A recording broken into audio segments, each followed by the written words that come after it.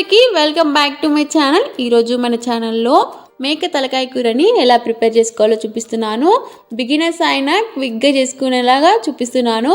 Cooker అవసరం లేకపోయినా క్విక్గా ఇలా ముక్క బాగా ఉడికేటట్టు ఇలా థిక్ గ్రేవీతో ఎలా తయారు చేసుకోవాలో చూపిస్తున్నాను.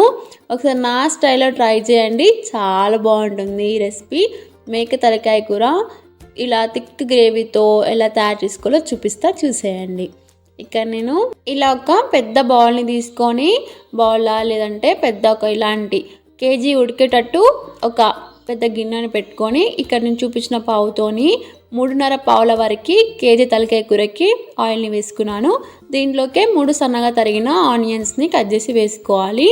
వీటిని అంతా ఒకసారి బాగా మిక్స్ చేసుకొని మూతను ఉంచుకొని ఒక 2 నిమిషాల పాటు మీడియం ఫ్లేమ్లో మగ్గించుకోవాలి. ఎక్కువసేపు మగ్గించకూడదు, మరియు బ్రౌన్ కలర్ వచ్చే వరకు చూస్తే బాగుంటుంది టేస్ట్. ఇలా మగ్గితే సరిపోతుంది. ఇక్కడ నేను చూపించినట్టు ఇలా మగ్గితే సరిపోతుంది. ఇప్పుడు దీంట్లోకే నేను ఇక్కడ 1 టేబుల్ స్పూన్ వరకు అల్లం వెల్లుల్లి పేస్ట్ వేసుకుంటున్నాను. అల్లం వెల్లుల్లి పేస్ట్ కొద్దిగా ఎక్కువగానే వేసుకోవాలి. ఫ్లేమ్ని మీడియంలో పెట్టుకొని ఇలా అంతా పచ్చివాసన వెళ్ళే వరకు కలుపుకోవాలి.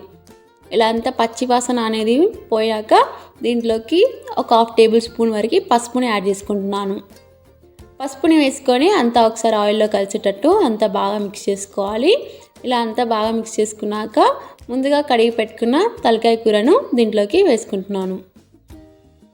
ఇలా తలకాయ కూరని వేసుకుని అంతా ఒకసారి ఆయిల్లో కలిసేటట్టు 1 నిమిషంన్నర పాటు ఫ్లేమ్ని మీడియం ఫ్లేమ్లో ఉంచుకొని ఇలా అంతా కలుపుకోవాలి. తలకాయ కూర అనేది ఆయిల్లో బాగా మిక్స్ అయిపోవాలి. మిక్స్ అయిపోయే వరకు 1 నిమిషంన్నర పాటు అంతా ఇలా మిక్స్ చేసుకోవాలి.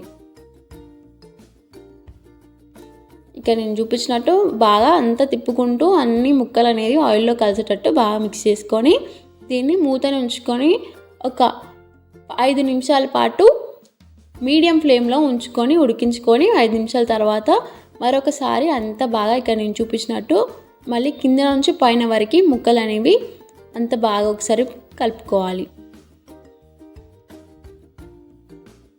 ఇలా బాగా కలుపుకొని మూతను ఉంచుకొని మరొక 7 నుంచి 8 నిమిషాల వరకు ఫ్లేమ్ని మాత్రం మీడియంలోనే ఉంచుకొని బాగా ఉడికించుకోవాలి. మధ్య మధ్యలో కలుపుకుంటూ చూడండి. 7-8 నిమిషాల తర్వాత ముక్క అనేది ఇలా దగ్గరికి వస్తుంది. ఇలా అంతా ఒకసారి అంతా కింద నుంచి అంతా ఒకసారి బాగా మిక్స్ చేసుకోవాలి. మొత్తం ఇలా ఏమైనా అడుగు పట్టుంటే అంతా ఒకసారి ఇలా బాగా మిక్స్ చేసుకోవాలి. ఇప్పుడు నేను కారాన్ని యాడ్ చేసుకుంటున్నాను. ఈ స్పూన్తోని ఏం తక్కువ 2 స్పూన్ల వరకు నేను కారాన్ని యాడ్ చేసుకున్నాను. ఇలా పెద్ద స్పూన్తోని కొంచెం తక్కువ 2 స్పూన్ల వరకు యాడ్ చేసుకున్నాను. ఇక్కడ నేను చింతపులుసుని వేసుకుంటున్నాను కాబట్టి కొంచెం కారం ఎక్కువగానే యాడ్ చేసుకుంటున్నాను. అలాగే దీంట్లోకి 1/2 టేబుల్ స్పూన్ వరకు సాల్ట్ని వేసుకొని అంతా ఒకసారి బాగా మిక్స్ చేసుకోవాలి. చింతపులుసు అనేది మీ ఆప్షనల్, మీకు నచ్చితే వేసుకోండి, లేదంటే లేదు. ఇక్కడ చింతపులుసు వేసుకుంటే కారం మాత్రం కొద్దిగా ఎక్కువగానే వేసుకోవాలి.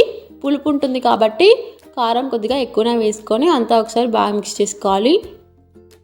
మీడియం ఫ్లేమ్లో ఉంచుకొని 1 నిమిషం పాటు ఇలా కారం ఉప్పు అన్నీ బాగా పట్టినాక దీంట్లోకి నేను ముక్కలు మునిగేటట్టు కొద్దిగా వాటర్ని వేసుకుంటున్నాను. మళ్ళీ చింతపులుసు వేసుకుంటాం కాబట్టి ఇక్కడ నేను కొద్దిగానే వాటర్ని యాడ్ చేస్తున్నాను. ఒకసారి అంతా వాటర్లో అంతా కలిసేటట్టు బాగా మిక్స్ చేసుకోవాలి. ముక్కలంతా కారం ఉప్పు అనేది వాటర్కి వచ్చేటట్టు అంతా ఒకసారి బాగా మిక్స్ చేసుకోవాలి.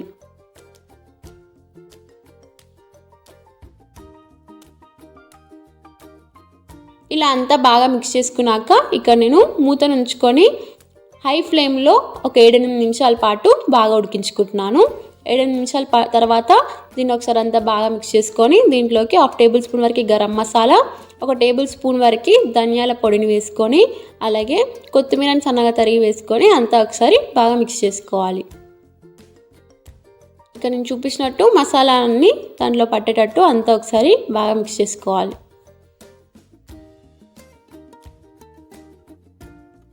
ఇలా అంతా బాగా మిక్స్ చేసుకున్నాక 2-3 నిమిషాలు హై ఫ్లేమ్లోనే ఉంచుకొని ఉడికించుకున్న తర్వాత ఇక్కడ నేను దీంట్లో చింతపులుసును యాడ్ చేస్తున్నాను. ఇది మీ ఆప్షనల్. ఇక్కడ నేను చింతపులుసుని వేసుకొని అలాగే ఇంకొన్ని వాటర్ని వేసుకుంటున్నాను. ముక్కు ఉడకడానికి ఇంకొద్దిగా వాటర్ని యాడ్ చేసుకొని అంతా ఒకసారి బాగా మిక్స్ చేసుకోవాలి. అంతా ఇలా చింతపులుసు అనేది ముక్కకంతా పట్టేటట్టు అంతా యాడ్ చేసుకోవాలి. చింతపులుసు అనేది ముందుగానే వేసుకోవద్దు, ఎందుకంటే ముక్క అనేది ఉడకదు కాబట్టి 70% ఆర్ 80% ఉడికినాకనే చింతపులుసుని యాడ్ చేసుకొని అంతా ఒకసారి బాగా మిక్స్ చేసుకొని హై ఫ్లేమ్లో 7-8 నిమిషాల పాటు మళ్ళీ ఉడికించుకోవాలి. చూడండి 7-8 నిమిషాల తర్వాత ఇలా దగ్గరికి వస్తుంది. మరొక 2 నిమిషాల పాటు ఉడికించుకోవాలి. కొంచెం దగ్గరికి థిక్ గ్రేవీ వస్తుంది. చూడండి ఇంకా 2 నిమిషాల పాటు హై ఫ్లేమ్లోనే ఉడికించుకోవాలి.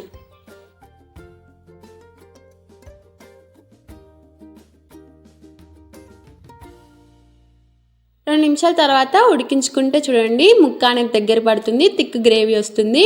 ఇలా ఉంటే సరిపోతుంది గ్రేవీ అనేది. మళ్ళీ మనం స్టవ్ ఆఫ్ చేసుకున్నాక చల్లబడినాక థిక్గా వస్తుంది ఇంకా గ్రేవీ. ఇలా ఉంటే సరిపోతుంది. చూడండి ముక్కకి ఇలా ఎంత బాగా ఉడికిందో. ఒకసారి ఇలా ట్రై చేయండి, తలకాయ కూర చాలా బాగా వస్తుంది. చూడండి ఎంత థిక్గా వచ్చిందో గ్రేవీ. కుక్కర్ అవసరం లేకపోయినా ఇంట్లో క్విక్గా చేసుకోవచ్చు. మీరు కూడా ట్రై చేసి ఎలా వచ్చిందో తప్పకుండా కామెంట్ చేయడం మర్చిపోకండి. చూడండి ఎంత థిక్ గ్రేవీతో. ఒకసారి మీరు కూడా ఇలా ట్రై చేయండి. Thank you for watching. Me friends and me family మెంబర్స్కి కూడా ఈ వీడియోని షేర్ చేసి ఒకసారి మీరు ట్రై చేసి ఎలా వచ్చిందో కామెంట్ చేయడం మర్చిపోకండి. Thank you for watching. Do subscribe to my channel. Thank you.